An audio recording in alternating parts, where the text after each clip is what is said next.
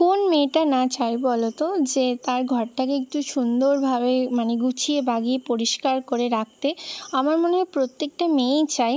কি বলো তো, আমার না খুব সুন্দর একটা অগোছালো হাজবেন্ড আছে তো, সে এত সুন্দর অগোছালো কি বলবো। এই যে এত সুন্দরভাবে ঘর পরিষ্কার করছি, এটা জাস্ট কিছুক্ষণের জন্য, ঠিক আছে? তারপরে যেমনকার ঘর ছিল আর কি সেরকমই হয়ে যাবে।